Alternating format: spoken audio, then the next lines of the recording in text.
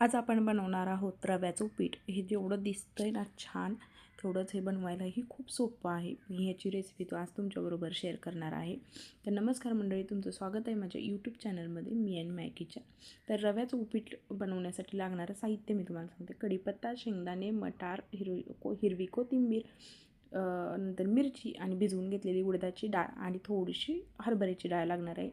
आणि यात 2 मीडियम साईजचे कांदे आपल्याला लागणार आहेत. कांदे आपल्याला छान कट करून घ्यायचे आहेत, बारीक चॉप करायचे आहेत कांदे आपल्याला. तर हे साल काढणं खूप डिफिकल्ट आहे. तर साल काढून घेते मी कांद्याची. अशा पद्धतीने आपल्याला सर्व कांदे कट करून घ्यायचे आहेत. तुम्ही पाहू शकता अशा स्क्वेअर शेपमध्ये आपल्याला छान बारीक चॉप करून घ्यायचे कांदे. कांदे छान कट करून झाले की एका साईडला मी कढई आता छान गरम करायला ठेवली. कढई छान गरम झाली की त्याच्यामध्ये आपल्याला 1 चमचा तेल टाकायचे आणि 1 चमचा तूप ॲड करायचे. ॲक्च्युली तुम्ही रवा आधी भाजून घेतला तरी चालतो, पण मी आधी रवा भाजणार नाही. मी ह्या सर्व व्हेजिटेबल्सबरोबरच रवा भाजून घेणार आहे.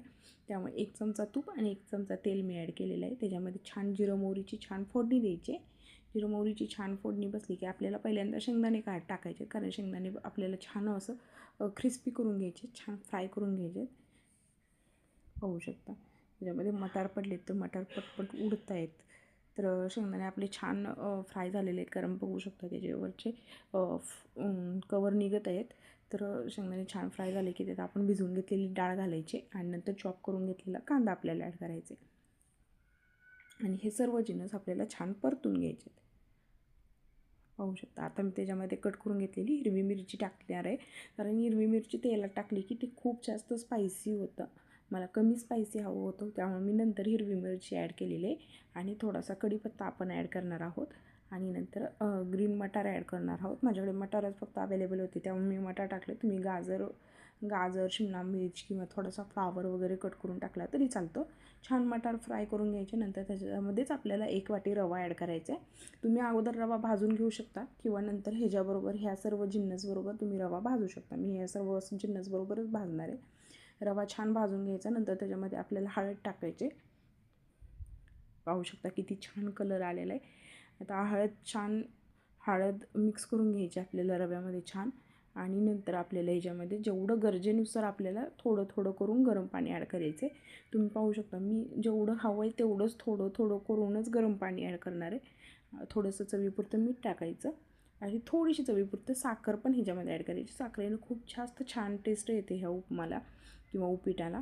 तर थोडीशी मी साखर टाकलेली आहे, 1 चिमटभरच साखर टाकलेले, म्हणजे 1 टीस्पून एवढी साखर मी ह्याच्यामध्ये टाकलेली आहे.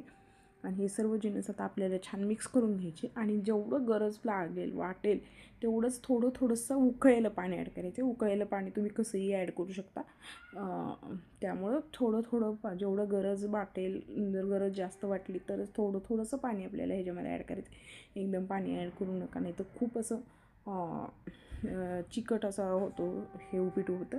तर थोडंसं ह्याच्यामध्ये आपल्याला ॲड करायचं आहे पाणी. नंतर सगळ्यात शेवटी कोथिंबीर ॲड करायची आपल्याला ह्याच्यामध्ये आणि सर्व हे जिन्नस छान मिक्स करून घ्यायचे. आणि अशा पद्धतीनं रव्याचं उपीट आपलं ऑलमोस्ट रेडी झालेलं आहे. आता काय करायचं, हे सर्व मिक्स करून झाल्यानंतर ह्याच्यावर ताट ठेवून विथिन 5 मिनिट ह्याला वाफ येऊन द्यायची. 5 मिनटं वाफ येऊन द्यायची आणि 5 मिनटानंतर हे उपीट आपलं खाण्यासाठी एकदम रेडी आहे आणि खूप छान टेस्टी लागतं आणि खूप जास्त हेल्दी असतं, कारण ह्याच्यामध्ये आपण व्हेजिटेबल्स वगैरे सर्व काही ॲड केलेलं आहे. त्यामुळे तुम्ही नक्की ट्राय करा.